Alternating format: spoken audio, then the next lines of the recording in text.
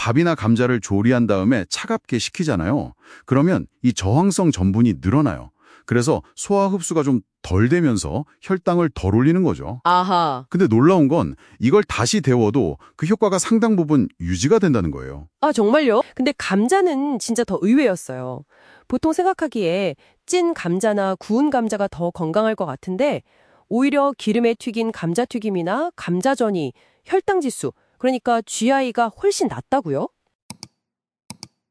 식단 관리, 그 최신 연구 자료들을 좀 깊이 파고들어 보려고 합니다. 네. 이게 단순히 이건 좋은 음식, 저건 나쁜 음식 이런 목록이 아니고요. 최신 연속 혈당 측정기, CGM 데이터, 이걸 기반으로 해서요. 실제 혈당 반응에 딱 초점을 맞춘 아주 구체적인 전략들이더라고요. 네, 맞아요. 이 자료들이 그 혈당 관리를 이제 데이터 기반으로 좀 개인 맞춤형으로 접근하는 그런 새로운 시각을 보여주고 있죠. 네네. 특히 우엉, 깻잎, 미역, 귀리빵 이런 거 우리한테 되게 익숙한 식재료잖아요. 이걸 활용한 그러니까 한국형 전략이랄까요? 그런 점이 좀 흥미로웠습니다. 맞습니다.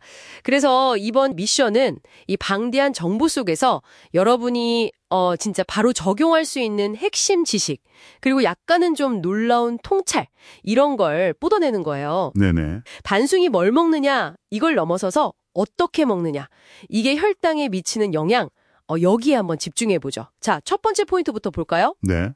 가장 먼저 눈에 띈 게 같은 재료인데도 조리법에 따라서 혈당 반응이 완전히 달라진다. 이 점이었어요. 아, 정말 흥미롭지 않나요? 바로 그겁니다. 이게 그 저항성 전분 개념하고 관련이 깊은데요. 아, 저항성 전분. 네. 예를 들어서 밥이나 감자를 조리한 다음에 차갑게 식히잖아요. 그러면 이 저항성 전분이 늘어나요. 그래서 소화 흡수가 좀 덜 되면서 혈당을 덜 올리는 거죠. 아하. 근데 놀라운 건 이걸 다시 데워도 그 효과가 상당 부분 유지가 된다는 거예요. 아, 정말요? 그럼 찬밥이 진짜 혈당 관리에 더 나을 수도 있겠네요. 어쩌면 숨겨진 비결일 수도 있고요.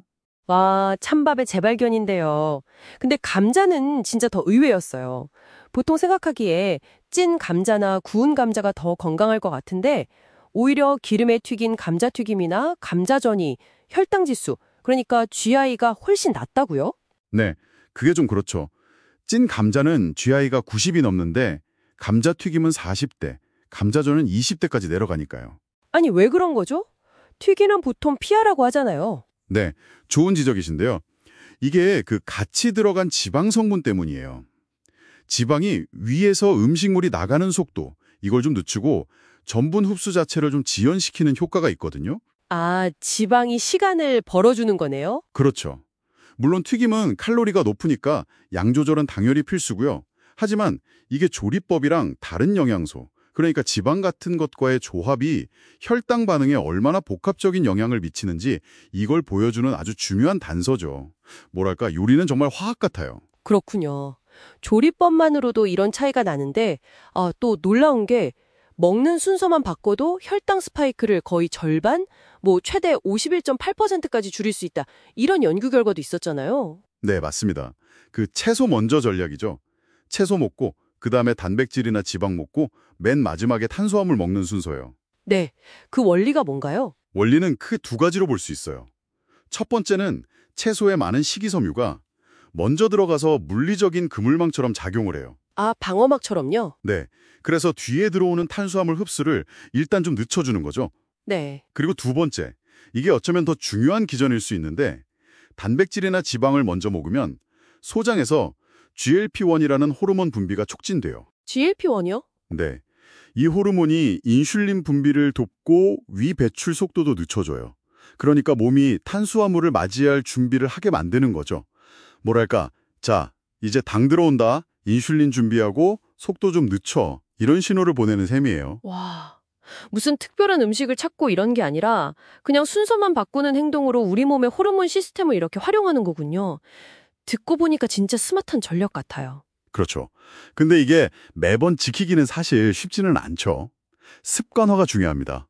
그래도 효과가 꽤 명확하니까 시도해볼 가치는 충분하다고 봐요. 네. 자, 그럼 다음으로 넘어가서 그 건강빵의 대명사 하잖아요. 귀리빵. 이것도 그냥 먹으면 좀 함정이 있다는 내용이 있었어요. 이것도 조합의 문제인가요? 아, 네. 핵심을 딱 짚으셨네요. 귀리빵 자체는 통곡물이고 베타글루칸 같은 좋은 식이섬유도 많아서 좋은 선택은 맞아요. 그렇죠. 하지만 결국 이것도 탄수화물이거든요. 그래서 단독으로 먹으면 혈당이 생각보다 꽤 오를 수 있다는 거죠. 중요한 건 무엇과 함께 먹느냐, 즉 매크로뉴트리언트 페어링이에요. 아하, 페어링. 뭐 예를 들면 아보카도나 계란, 견과류, 아니면 뭐 그릭 요거트 같은 거요. 이런 양질의 단백질이나 건강한 지방을 반드시 같이 먹어야 한다는 겁니다. 아하. 이런 애들이 귀리빵의 탄수화물이 소화 흡수되는 속도를 늦춰줘서 혈당이 완만하게 오르도록 도와주는 거죠. 뭐랄까, 귀리빵은 혼자 주인공이기보다는 좋은 단백질, 지방과 함께할 때 빛나는 조연 같은 느낌인 거죠. 조연 역할이군요. 네. 아마 연구에서 깻잎 같은 채소가 언급된 것도 비슷한 맥락일 거예요. 식이섬유가 풍부하니까 다른 음식의 혈당 반응 조절에 도움을 줄 수 있다는 거죠. 조합의 중요성 확실히 알겠습니다. 자, 마지막으로요. 이게 건강식이라고 착각하기 쉬운데 실제로는 혈당을 확 올리는 레드리스트, 그리고 그 대안인 그린리스트, 이걸 명확히 짚어준 점도 좋았어요. 특히 과일 주스요. 네네. 100% 무가당, 이거 붙어 있어도 믿으면 안 된다면서요? 아, 네. 이게 과일을 갈아버리면 혈당 조절에 진짜 중요한 역할을 하는 그 불용성 식이섬유 있잖아요. 그게 거의 다 파괴돼요. 아, 식이섬유가 없어지는군요. 네. 그리고 당분만 농축되니까 흡수가 엄청나게 빨라지죠. 생과일을 통째로 먹는 거랑은 혈당 반응이 완전히 달라요. 비교가 안 됩니다. 그럼 주스 대신 그냥 생과일을 통째로 먹는 게 그린리스트 대안이 되겠네요? 그쵸. 그게 훨씬 낫습니다. 아, 그리고 믹스커피나 뭐 시리얼, 당분 첨가된 요거트 이런 것도 비슷한 이유로 좀 주의가 필요하고요. 네. 대신 믹스커피 대신 그냥 블랙커피 마시거나 뭐 시나몬 가루 같은 거 좀 넣어서 마시는 거, 이것도 괜찮은 방법이겠네요? 네, 아주 좋은 대안이죠. 당 없는 플레인 그릭 요거트도 마찬가지고요. 단순히 뭘 먹느냐, 이걸 넘어서 어떻게 조리하고 또 어떤 순서로, 그리고 무엇과 조합해서 먹느냐가 혈당 관리에 이렇게까지 중요하구나, 이걸 새삼 깨달았어요. 맞습니다. 오늘 저희가 이야기 나눈 뭐 조리법의 변화라던가 식사 순서, 영양소 조합 같은 이런 전략들은요. 식품 자체의 특성뿐만 아니라 우리 몸의 소화 과정, 그리고 호르몬 반응까지 고려한 그런 접근법이거든요. 네. 이런 디테일 하나하나가 모여서 혈당 관리의 효과를 크게 높일 수 있는 거죠. 자, 그럼 마지막으로 여러분께 질문 하나 던지면서 마무리할까 합니다. 먹는 방법, 순서, 조합이 혈당에 이렇게 큰 영향을 준다면 혹시 하루 중에 언제 먹느냐, 그러니까 식사 타이밍과 우리 몸의 생체 리듬을 맞추는 것, 이것이 개인 맞춤 혈당 관리의 또 다른 중요한 열쇠가 될 수는 없을까요? 이 질문에 대해서 한번 생각해 보시는 것도 좋을 것 같습니다. 혈당 관리 때문에 마트에 갈 때마다 뭘 사야 할지 머리가 복잡하셨죠? 오늘 이 시간을 통해 여러분의 장바구니를 혈당 잡는 무기로 바꾸어 드릴게요. 자, 저와 함께 떠나는 특별한 마트 쇼핑 지금 바로 출발합니다. 수많은 음식들 앞에서 뭘 골라야 할지 정말 헷갈리셨을 거예요. 하지만 걱정 마세요. 오늘 이 시간이 끝나면 여러분은 혈당 관리를 위한 아주 명확하고 간단한 지도를 손에 쥐게 되실 겁니다. 자, 우리 쇼핑 여행의 첫 번째 코너, 바로 채소 코너입니다. 건강한 식단의 기본이죠. 여기에 혈당 관리를 아주 쉽게 만들어줄 말 그대로 슈퍼스타 채소 4가지가 있습니다. 어떤 것들인지 한번 볼까요? 바로 이 4가지입니다. 우엉, 깻잎, 적상추, 그리고 미역. 오늘 우리 장바구니에 꼭 담아야 할 주인공들이죠. 이제부터 이 채소들이 각각 어떻게 우리 몸에서 약처럼 작용하는지 제가 하나하나 자세히 알려드릴게요. 첫 번째 주인공은 우엉입니다. 우엉에 왜 천연 인슐린이라는 대단한 별명이 붙었을까요? 그 비밀은 바로 이눌린이라는 성분에 있어요.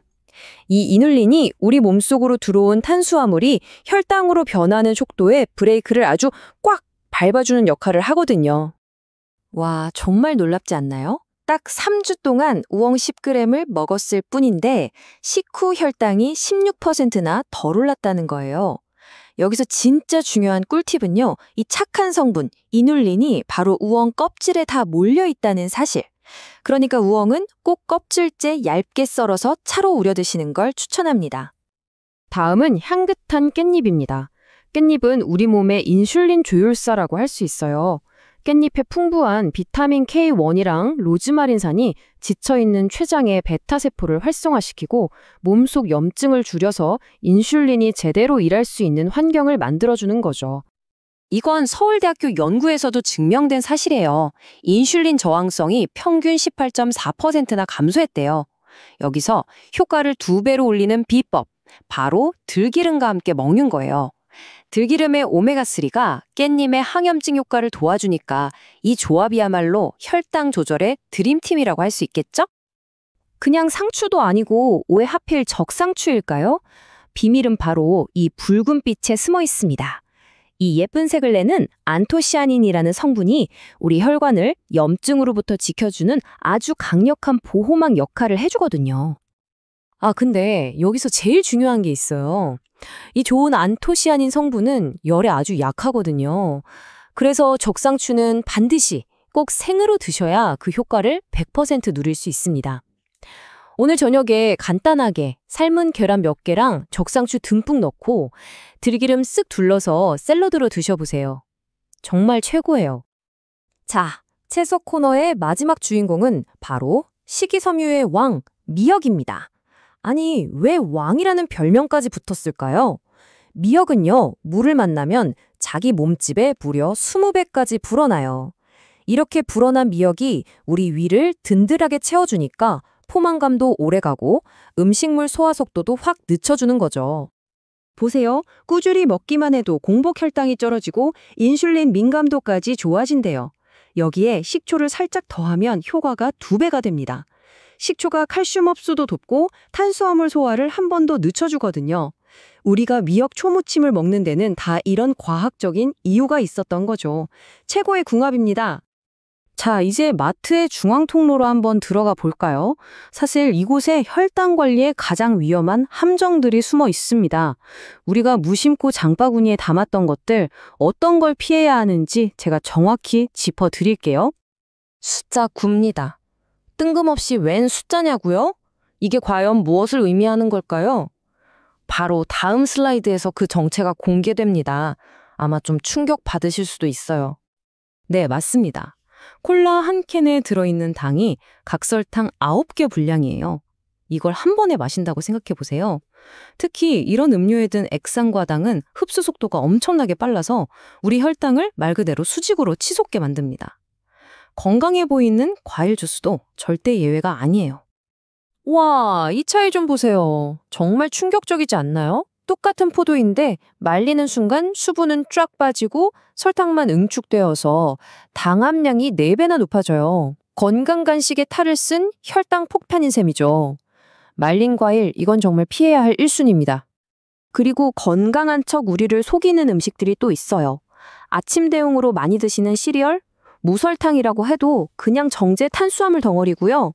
또 몸에 좋다고 먹는 선식 같은 고운 가루들, 이건 설탕만큼이나 흡수가 빨라요. 채소 주스도 섬유질이 다 갈려나가서 당분만 쭉 흡수된다는 거 잊지 마세요. 자, 이제 많은 분들이 저는 밥은 끊어도 빵은 정말 못 끊겠어요 하시는데요. 그런 분들, 지금부터 집중해주세요. 빵, 무조건 끊지 않아도 괜찮습니다. 대신 현명하게 고르는 법을 제가 알려드릴게요. 정답은 바로 귀리빵에 있습니다. 밀가루로 만든 흰빵과 달리 귀리빵에는 베타글루칸이라는 아주 특별한 성분이 들어있거든요. 이 성분이 우리 위 속에서 끈적끈적한 젤 형태로 변해요. 그래서 당이 우리 몸에 흡수되는 걸 막아주는 든든한 방어막 역할을 해주는 거죠. 빵을 드실 땐 이렇게 한번 해보세요. 빵 두 쪽을 다 덮는 대신 한쪽만 사용하는 오픈 샌드위치로 만드는 거예요. 그 위에 으깬 아보카도 같은 건강한 지방을 바르고 삶은 계란이나 토마토 같은 단백질을 듬뿍 올리는 거죠. 이렇게 하면 혈당 걱정은 확 줄고 맛과 영양은 올라가는 완벽한 한 끼가 뚝딱 완성됩니다. 우리가 혈당 관리를 할 때 가장 힘든 순간이 바로 입이 심심하고 출출할 때죠. 무심코 집어드는 간식이 혈당을 망치는 주범이거든요. 이제 죄책감 없이 맛있게 즐길 수 있는 똑똑한 간식들을 소개해 드릴게요. 이 4가지 꼭 기억해 두세요.